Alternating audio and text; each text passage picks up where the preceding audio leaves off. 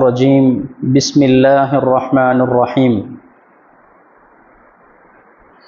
إن الله وملائكته يصلون على النبي يا أيها الذين آمنوا صلوا عليه وسلموا تسليما اللهم صل على سيدنا محمد وعلى آل سيدنا محمد وبارك وسلم عليه اللهم صل على سيدنا محمد وعلى آل سيدنا محمد وبارك وسلم عليه اللهم صل على سيدنا محمد وعلى آل سيدنا محمد الذي قرنت البركة بذاته ومحياه وتعطرت العوالم بطيب ذكره ورياه.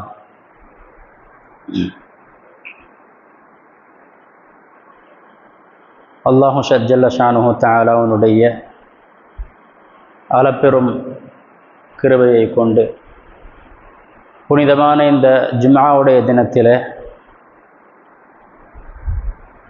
அவனுடைய இல்லத்திலே நம்மை ஒன்று கூட்டியிருக்கிறான். அல்ஹம்துலில்லாஹி ஹம்தன் கஸீரன் தய்யிபன் முபாரகன் ஃபீஹி. அன்பிற்குரிய அல்லாஹ்வின் நல்லடியார்களே,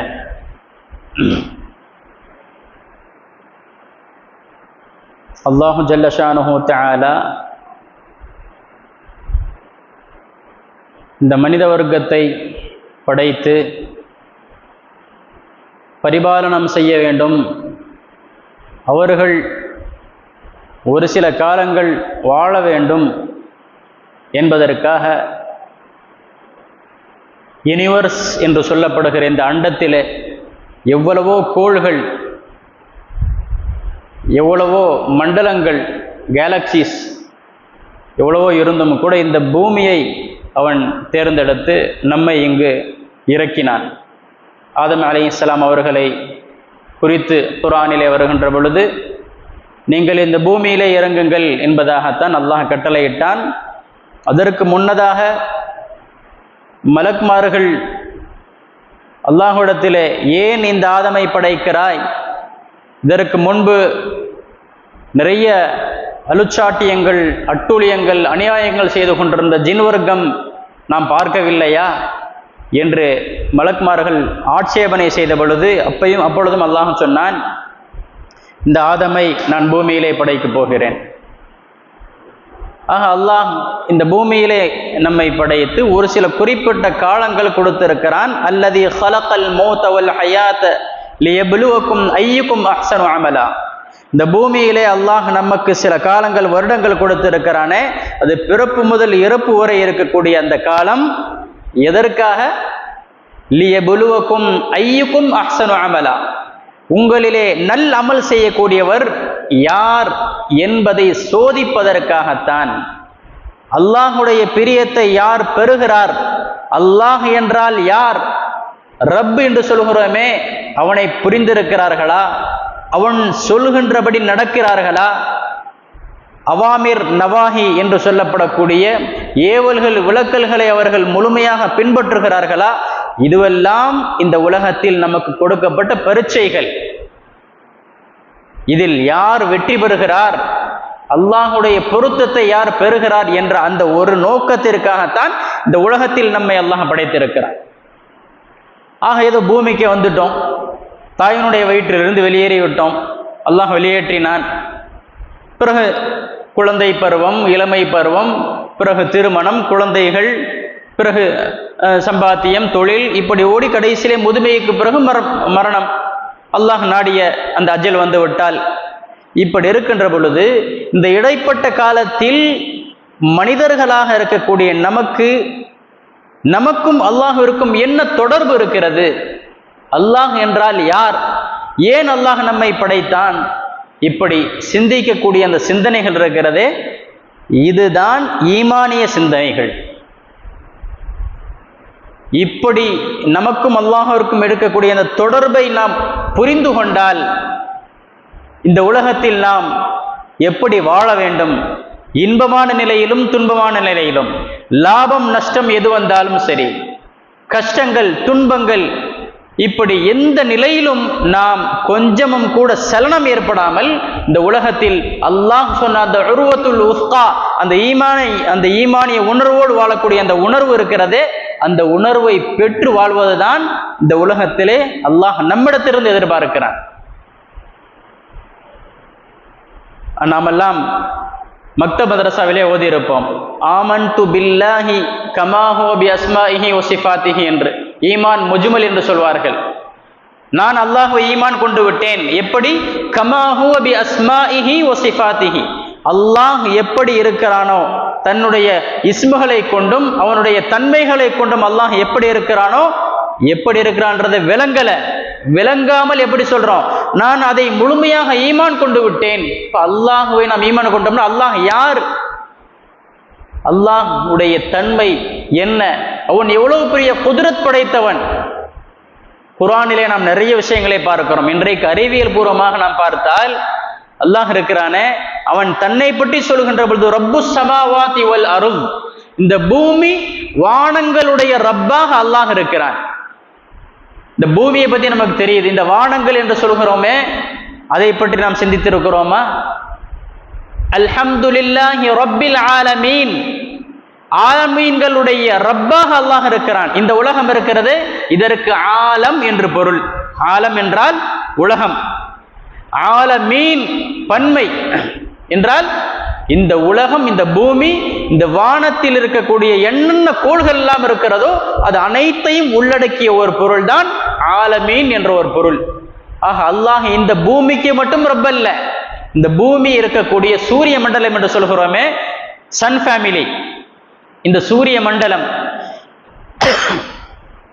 இந்த பூமியை சுற்றி இருக்கக்கூடிய நவகிரகங்கள், கோள்கள், புதன், வியாழன், இந்த நெப்டியூன் என்றெல்லாம் சொல்கிறோமே, இது சூரிய குடும்பத்தில் இருக்கக்கூடிய கோள்கள்.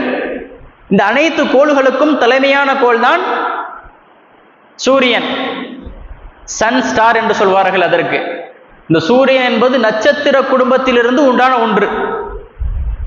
ஆக இந்த சூரியனை நாம் பார்க்கின்ற பொழுது இந்த பூமி இருக்கிறதே, இந்த பூமியை போன்று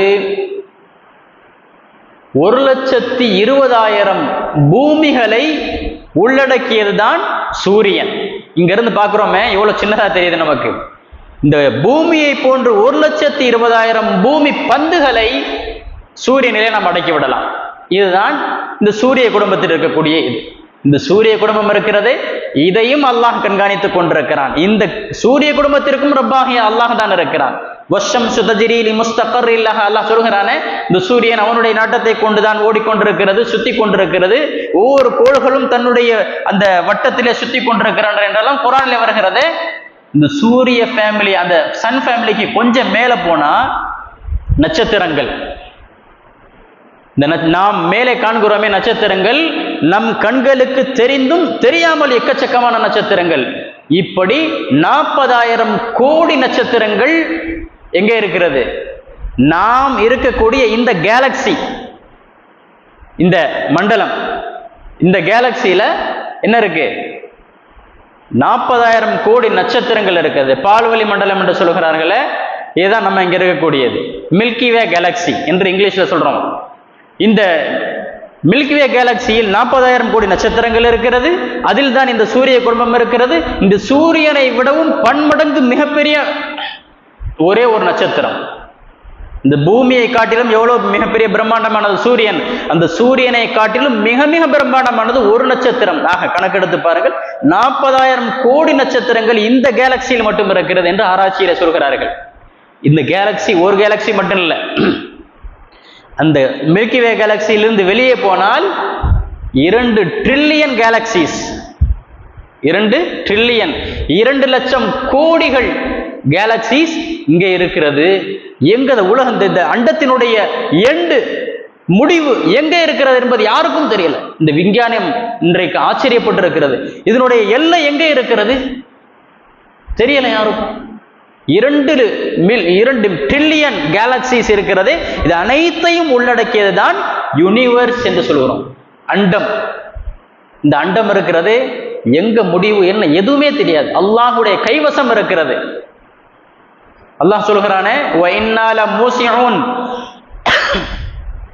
இந்த வானத்தை நாம் விரிவுபடுத்தி கொண்டே இருக்கிறோம் என்று சொல்கிறானே, இன்றைக்கு விஞ்ஞானம் ஆச்சரியப்பட்டு போய் இருக்கிறது. இந்த விஞ்ஞானம் எங்கே முடிவு? ஆக எதற்காக சொல்ல வருகிறேன், இந்த அனைத்தையும் பரிபாலனம் செய்து கொண்டிருக்கக்கூடியவன் தான் நம்முடைய ரப் அல்லாஹ்.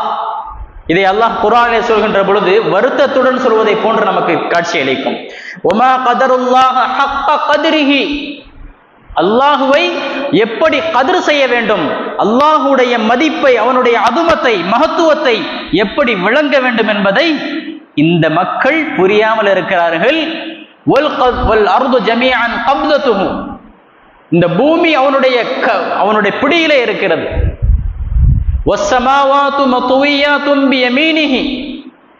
இந்த 7 வானங்களும் அவனுடைய வலக்கரத்தில் சுருட்டப்பட்டு கொண்டிருக்கிறது. அல்லாஹ் தன்னுடைய வலக்கரத்தில் வைத்திருக்கிறான் என்பதாக குர்ஆன்ல வருது. ஆக எவ்வளவு பெரிய ரப்பு, அவனை நாம் பெற்றிருக்கிறோம், அல்லாஹ்வை பெற்றிருக்கிறோம். அவன் யார் என்று நமக்கு தெரியுமா? அவனுடைய தன்மைகள், அவனை நாம் எப்படி விளங்க வேண்டும், அந்த அல்லாஹ்வை நாம் விளங்கி கொண்டால் இந்த உலகத்திலே நாம் என்ன தடைகள், நெருக்கடிகள், எவ்வளவு பெரிய துன்பங்கள், எவ்வளவு பெரிய கஷ்டத்திலே நாம் துவண்டாலும் கொஞ்சமும் கூட நம்முடைய உள்ளத்திலே சலனம் ஏற்படாமல் அல்லாஹ் எனக்கு இருக்கிறான் என்ற அந்த உணர்வோடு நாம் வாழ்வோம். அந்த அல்லாஹ்வை யார் என்று தெரிஞ்சுக்கணுமா இல்லையா? நம்முடைய ரப்பு.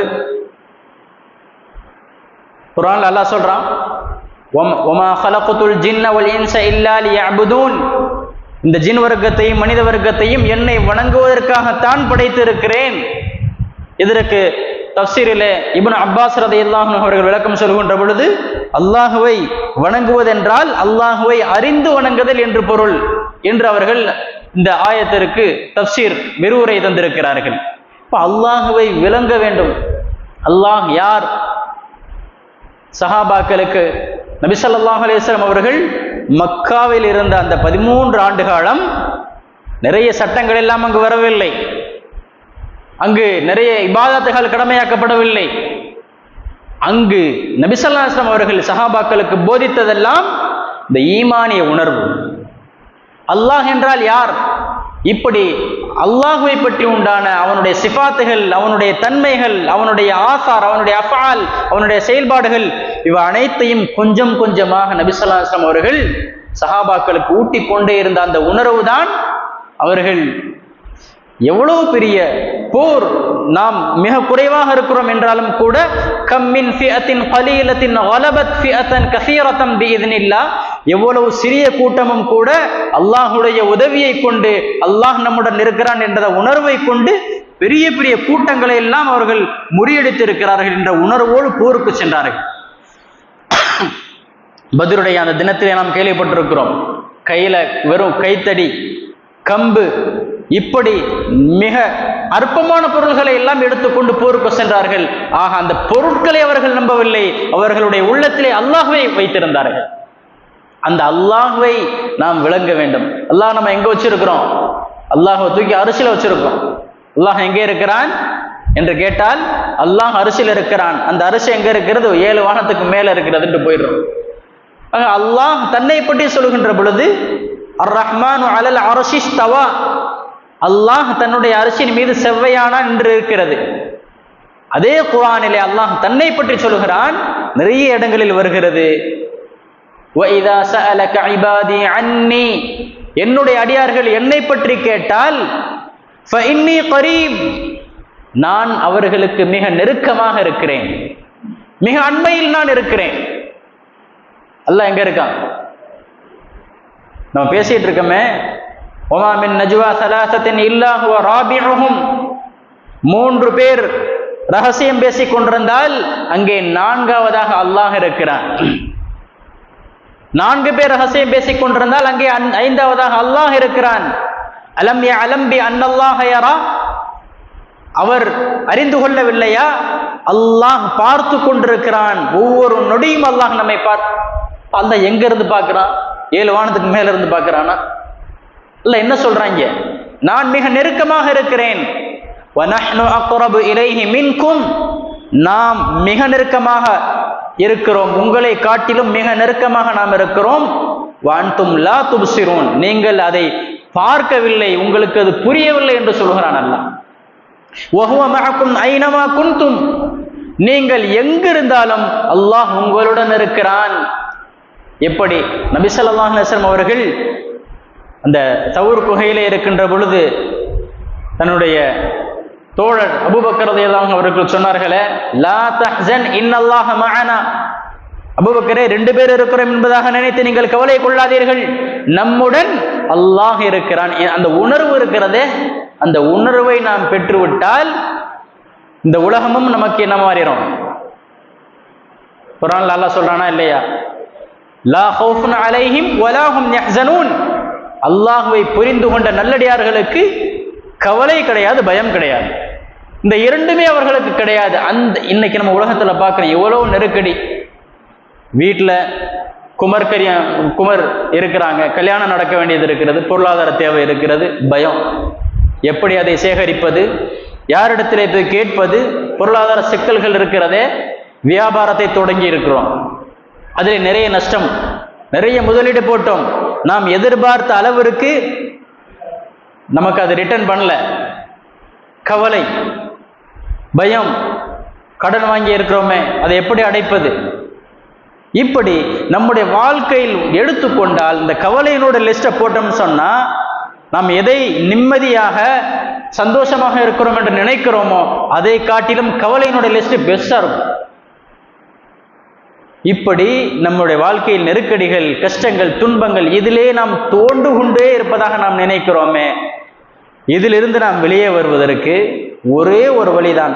இந்த மஹ்லூக் அல்லாஹுடைய படைப்புகள் இருக்கிறதே, இது நமக்கு எந்த நேரத்திலும் கொஞ்சம் கூட நம்முடைய தேவைகளை பூர்த்தி செய்யவோ, நமக்கு துணை நிற்கவோ, நமக்கு உதவி செய்யவோ அவர்களால் முடியவே முடியாது.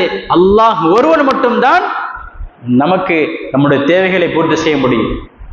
நம்முடைய நெருக்கடிகள் இருந்து அல்லாஹ் மட்டும்தான் நம்மை வெளியே கொண்டு வர முடியும்.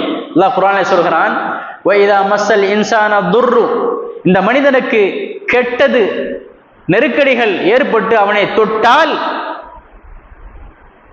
தஆனாரி ஜம்பிஹி காயிதன் அவ் காயிமா, நம்மை உடனே அழைக்கிறான். அல்லாஹ் சொல்கிறான், அவன் உடனே என்னை அழைக்கிறான். எப்படி?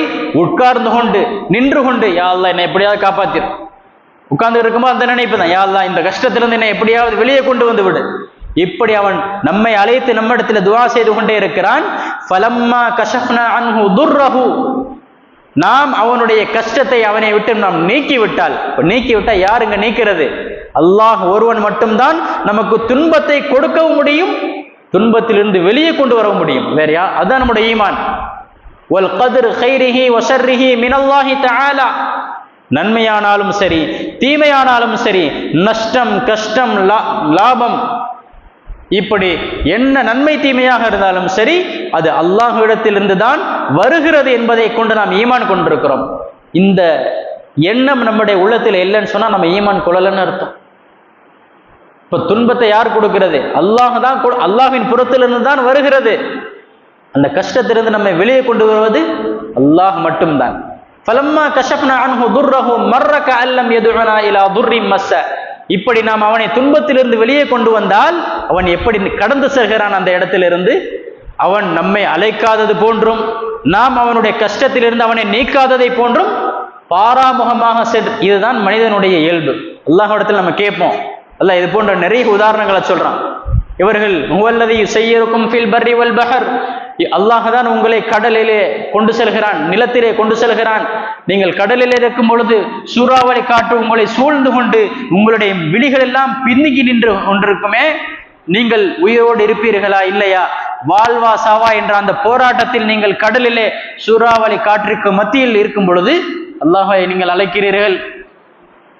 உங்களை அல்லாஹ் காப்பாற்றி விட்டால், கரை சேர்த்து விட்டால், அல்லாஹ்விடத்துல துஆ செஞ்சு அவனை அழைத்து அந்த உதவியை பெற்ற அந்த எண்ணமே இல்லாமல் கடந்து செல்வார்கள். மனிதனுடைய இயல்பு.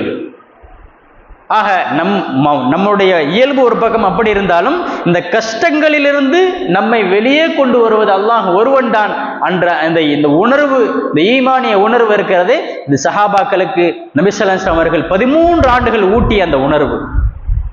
இப்ப இன்றைக்கு நாம் அந்த ஒரு தொடர்பு இல்லாமல் இருக்கிறோம். ஒரு ஈமானிய வறட்சி ஏற்பட்டிருக்கிறது. எவ்வளவு கஷ்டங்கள் நாம் பார்க்கிறோம்.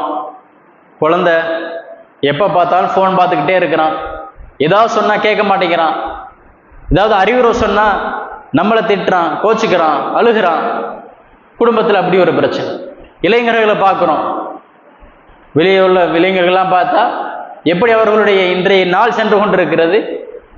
ஒன்று செல்போனிலே தன்னுடைய வாழ்க்கையை கழிப்பது, இல்லை என்றால் ஏதாவது ஒரு அந்நிய பெண்ணோடு தொடர்புண்டு அந்த பெண்ணுடைய பேசிக்கொண்டே இருப்பது, மது, சூது, இப்படி கலாச்சார சீர்கேடு இந்த உலகத்தில் நாம் பார்க்கிறோம்.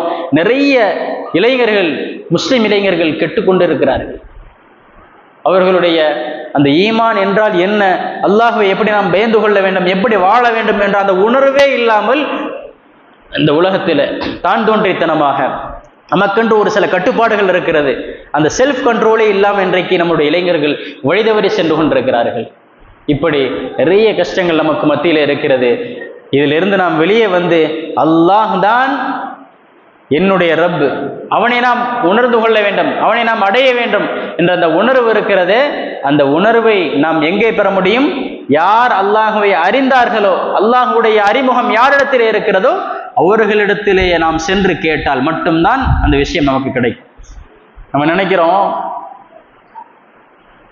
இந்த தீன் இருக்கிறதே, இந்த தீன் என்று சொன்னாலே 5 நேரம் தொழுகிறது, ரமதான் வந்தால் நோன்பு நோட்பது, ஜக்காத் கடமையாக இருந்தால், ஹஜ் கடமையாக இருந்தால் அதை நிறைவேற்றுவது, இப்படி இந்த இஸ்லாம் என்ற அந்த இதை மட்டும்தான் இந்த தீன் மார்க்கம் என்று நாம் விளங்கி கொண்டிருக்கிறோம். நமக்கெல்லாம் அந்த ஹதீஸ் தெரியும். நபி ஸல்லல்லாஹு அலைஹி வஸல்லம் அவர்கள் சொன்னார்கள், தீன் என்றால் என்ன? வெறும் இந்த கலிமா, தொழுகை, நோன்பு, ஜக்காத், ஹஜ், இந்த அந்த விஷயம் இருக்கிறதே, இது மட்டும்தான் தீனா? இதுவெல்லாம் கடமைகளிலே ஒன்று. இது நம் உடல் ரீதியாக செய்ய வேண்டிய கடமைகள். இஸ்லாம் என்றால் உடல் ரீதியாக நமக்கு அல்லாஹ் கடமையாக்கக்கூடிய சில கடமைகள், அவைகளை நாம் செய்ய வேண்டும்.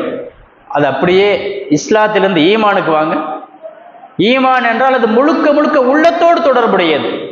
ஈமான், நான் அல்லாஹை கொண்டு ஈமான் கொண்டிருக்கிறேன். சரி, அல்லாஹ்னா யாரு?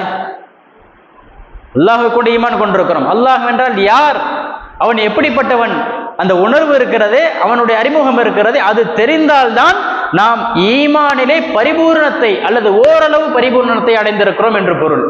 ஆமன்து பில்லாஹி வ மலாயிகத்திஹி வ குதுபிஹி என்று சொல்கிறோமே, இதுவெல்லாம் ஈமானிலே கட்டுப்பட்டது.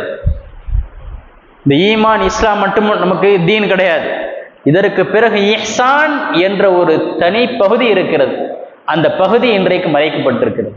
நிறைய மக்கள் இந்த இஹ்சான் என்ற அந்த ஒரு பாட்டை இருக்கிறது என்பதை மறந்து விட்டார்கள். இஹ்சான் என்றால் என்ன? ஈமான், இஸ்லாத்தை விடவும் உயர்வானது ஈமான். நபி ஸல்லல்லாஹு அலைஹி வஸல்லம் அவர்களிடத்தில் சில காட்டரபிகள் வந்தார்கள்.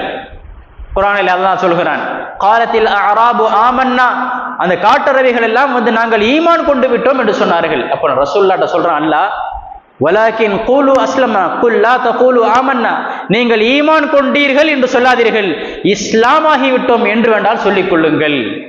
காரணம், வலம்மா யதுகுலில் ஈமானு ஃபீ குலூபிக்கும், உங்களுடைய உள்ளத்திலே ஈமான் இன்னும் சென்று அடையவில்லை. இஸ்லாம், நம்ம இஸ்லாம்னு சொல்லிக்கலாம், முஸ்லிம்னு சொல்லிக்கலாம். முஃமின் என்று சொல்வதென்றால் அல்லாஹை பற்றி உண்டான அறிமுகம் நமக்கு வேணும். அல்லாஹை எப்படி ஈமான் கொண்டிருக்கிறோம், அல்லாஹ் என்றால் யாரு, அவனுடைய தாத், சிஃபாத், அஃஆல், ஆசார் என்றால் என்ன, இதை விளங்க வேண்டும். மலக்குமார்கள், இதற்கு முன்னால் இறங்கிய வேதங்கள், குர்ஆன், நபிமார்கள், இவைகள் எல்லாம் ஈமான் குழுவும். இஹ்சான் என்பது ஈமானை விடவும் உயர்ந்த ஒன்று. அன்தஅபுதல்லாஹ கஅன்னக தராஹு, எப்படிப்பட்ட உணர்வு தெரியுமா?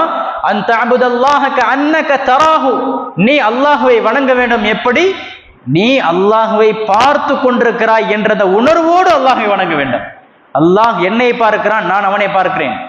அன்தஅபுதல்லாஹ கஅன்னக தராஹு ஃபஇல்லம் தகுன் தராஹு, நீ அவனை பார்க்கிறேன், நீ பார்க்கிறாய் என்ற அந்த உணர்வு உனக்கு இல்லை என்றால் அல்லாஹ் என்னை பார்த்து கொண்டிருக்கிறான் என்ற அந்த உணர்வோடு நாம் இருப்பது. இது வெறுமனே தொழுகையிலே தக்பீர் கட்டுகிறோமே அந்த நேரத்தில் மட்டும் வணங்குவதற்கு மட்டும் இது பொருள் அல்ல. அன்தஅபுதல்லாஹ, நீ அல்லாஹ்விற்கு அடிமையாக இருப்பது, உன்னுடைய அப்தியத்தை வெளிப்படுத்துவது. எப்படி? நான் அல்லாஹ்வை பார்த்து கொண்டிருக்கிறேன் அந்த என்ற அந்த அடிமைத்தனத்திலே நாம் இருப்பது. அல்லாஹ் என்னை பார்க்கிறான், அந்த நிலையிலும் நாம் இருப்பது. இந்த நிலையிலே இருந்தால் நம்ம என்ன செய்வோம்? அல்லாஹுடைய திக்ரிலே முழுமையாக இருந்ததாக நம்ம அந்த லிஸ்ட்ல சேர்ந்துருவோம். அல்லதீன யذ்குரூனல்லாஹ கியாமன் வ குஊதன் வ அலா ஜுனூபிஹிம். அல்லாஹ் சொல்கிறானே, இந்த புத்திசாலிகள், உலுல் அல்பாப். இந்த புத்திசாலிகள் என்றால் யார்?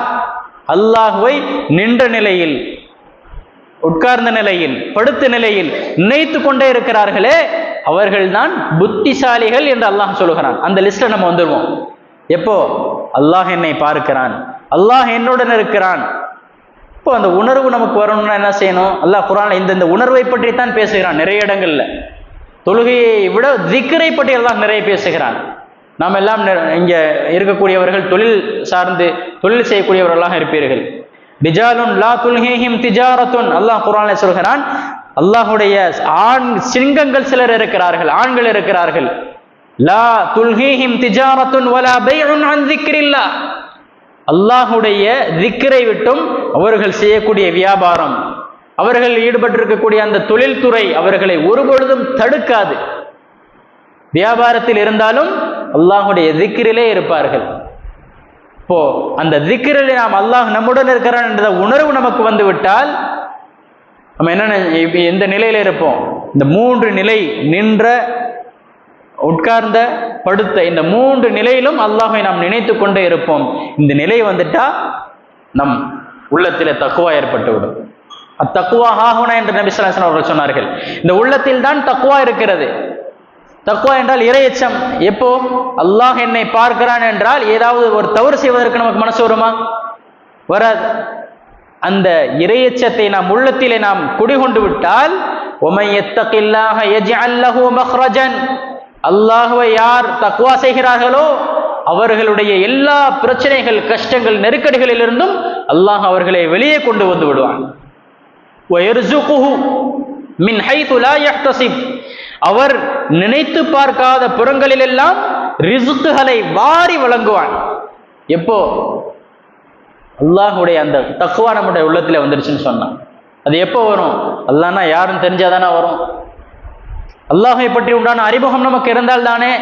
அல்லாஹ் நம்முடன் எப்படி இருக்கிறான், அவனுடைய இருப்பு எப்படி இருக்கிறது, நம்மை எப்படி கண்காணித்துக் கொண்டிருக்கிறான், நமக்கும் அவனுக்கும் என்ன தொடர்பு, இந்த நிலை இருந்தால்தான் இது சம்பந்தமான ஈமானிய சிந்தனைகளை நாம் அசை போட்டால்தான் அல்லாஹை பற்றி உண்டான அறிமுகம் பெறுவதற்கு நாம் முயற்சி செய்வோம். அதற்காகத்தான் இன்ஷா அல்லாஹ் வருகிற செவ்வாய்க்கிழமை பாண்டிச்சேரியிலிருந்து எங்களுடைய ஷேகுனா கிப்லா அவர்கள், சையத் நிசாமி ஷா நூரி பாக்கவி ஹஜரத் அவர்கள் வர இருக்கிறார்கள். செவ்வாய்க்கிழமை அன்று இங்கே மாபெரும் தரீகத் ஆன்மீக மாநாடு நடைபெற இருக்கிறது. ஹாஜி ஹபீப் ஷாதி மஹால் அங்கே ஆண்களுக்கும், புலவர் ஹபீபுல்லா பழைய மஹால் அங்கே பெண்களுக்கும் மாலை 4 மணியிலிருந்து, செவ்வாய்க்கிழமை மாலை 4 மணியிலிருந்து இரவு 9:30 மணி வரைக்கும் அங்கே ஆன்மீக மாநாடு, அல்லாஹ் குறித்து அறிமுகம், அல்லாஹ் என்றால் யார், இது போன்ற நிறைய ஈமானிய ஆன்மீக விஷயங்களை பேசுவதற்காக நிறைய ஆலிம்களும் பயான் செய்ய இருக்கிறார்கள். இறுதியில் ஷேகுனா கிப்லா அவர்களுடைய அந்த ஆன்மீக சொற்பொழிவும் உள்ளத்திற்கு அமைதி ஊட்டக்கூடிய திக்ர் மஜ்லிஸும் நடைபெற இருக்கிறது. எனவே நாம் அனைவரும் தவறாமல் இதில் கலந்து கொள்ள வேண்டும். நாம் மட்டும் கலந்து கொள்ளாமல் நம்முடைய குழந்தைகளை அழைத்து செல்ல வேண்டும். அல்லாஹுடைய திக்ர் எங்கே நடக்கிறதோ, அல்லாஹை பற்றி எங்கே பேசப்படுகிறதோ அங்கே ரஹ்மத் இறங்குகிறது. அந்த ரஹ்மத் நம்மை, நம் குழந்தைகளை, நம் வீட்டில் உள்ள பெண்களை அனைவரையும் சூழ்ந்து கொள்ளும். அந்த இடத்திற்கு நாம் வீட்டில் இருக்கக்கூடிய ஒவ்வொருவரையும் நாம் அழைத்து வர வேண்டும் இன்ஷா அல்லாஹ். அதற்கு பிறகு